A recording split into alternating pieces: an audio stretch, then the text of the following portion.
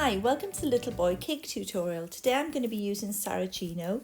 There's all sorts of bits you can do. You can colour it, you can buy it ready coloured. Here I'm using the Fractal blue because it makes a really good jeans colour. So put all the colour into the middle of your paste, sealing it inside before you start rolling it and kneading it, and then you won't get your hands dirty while you're working. So much easier this way. So as you can see, I'm blending it to a smooth blue jeans colour. And I'm just going to break a piece off, the rest is going to be spare, and I'm rolling it into a sausage. Now the thickness of the sausage is how thick the legs will be. So all you need to do is to bend it in half, don't let the legs touch yet, and flatten the top a little bit. Then you can decide how long you want the legs to be, and don't forget to neaten the edges. I push in the top a little bit as well, and I'm going to show you how to bend the knees. So part 2 fingers and press, and then just push it back in together and squeeze the knee. Can you see it gives you a nice little knee bone in there? Now I lift up the bottom as well. I'm going to show you 2 ways. I'm going to show you with a t-shirt tucked in and with a jumper. So this method to do the hollow is to have a t-shirt tucked in. So I'll explain all this as I show you. Open up a hollow in the ends. This is called a bulbous cone. This one is by Squires Kitchen. And this is a PME Dresden, just to get some lovely little dents and creases in the actual jeans themselves. Makes it so much more fun, doesn't it, just to see those lovely creases. I'm going to cut a ball of white in half now, and I'm going to pinch the most basic trainers you can ever do. So if you're looking for a quick little figure, this is ideal. Bend it into an L shape, and then we're going to do what we call the twiddle in a second. So it's just going to thin down that little ankle area. Cut it to the length you want it though. So this is going to be socks going into his jeans and his little white trainers.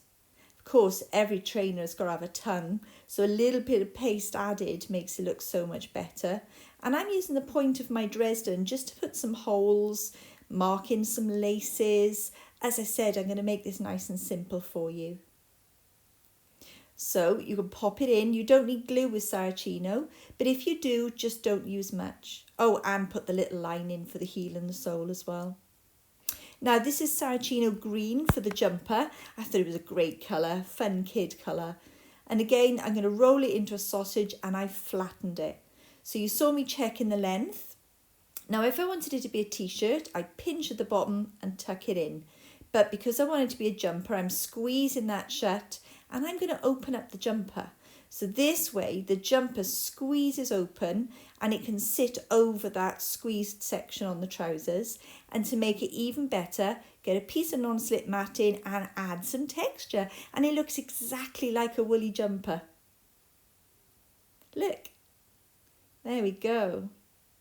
So I'm rolling out some brown now, nice and thin. Now, I'm just showing you how to cut sort of equal sizes here. We don't need a great deal. This is for his scarf, and I'm using that non-slip texture again, but this time I'm rolling it on. I'm also going to use my knife and cut the lovely little fringe bit that you always see on the bottom of a scarf. To make the bit to go around his neck, just press a little ball of paste and press it into place. You can add creases with your Dresden. And I'm going to put a little bit of glue to fix that body on because it was a little bit loose.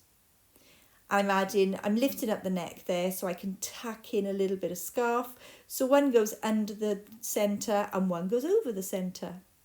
Now I'm going to show you how to do short sleeves here. So this is how to do a very simple hand.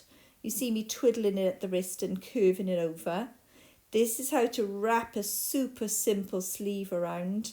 And if you pinch it at the top as well, I'll show you how you can push a hole into the body at the shoulder area. That's my chart hard point tool. And then you bend the hook over at the top and you just slot it in. Now we've been making a little boy in a boat in class, so pretend that's an oar. But now we're going to move on to the long sleeves. So back to the green, using that texture again. And we still need to hollow out those sleeves because, of course, the hand's got to go in there, doesn't it? Now, I'm going to show one of them as just a super simple one again. And this time I'm cutting in a thumb. So the one with the oar is the paddle. The one that I've just done is the mitten. And then after I finish that, I'm going to show you a full-blown hand as well. Only simple, but you can check out my other videos for more complex ones. Got loads of videos coming up as well, so now would be a great time to say, be great if you could subscribe. Every Sunday the videos are going to be out. So I'm using that hard point to squeeze between the fingers because it's made of silicone, and I'm using the bone tool to give it a curl. So you can see that lifted the fingers up, but I'm just pulling the web in between the fingers. I'm going to pinch at the elbow, pinch at the top to make sure it looks like it's going to slot into that hole. And you can also put a cocktail stick in there, but I also like to do them without cocktail sticks so that they just support themselves. And the cocktail stick, I should say, is only really at the bottom. When you do the head, pinch your neck out of it as well. Put the hole into the body, and if you didn't want to put a cocktail stick, that's what all of these little socket systems are for. So that's me showing you where the eye area is. Smooth down all your marks as well. And then I'm going to show you that you need a gap in between the two eyes. Otherwise, they're too close together. So a human head is 5 eye widths apart. So if you have a little look, you could fit 5 in a row across there.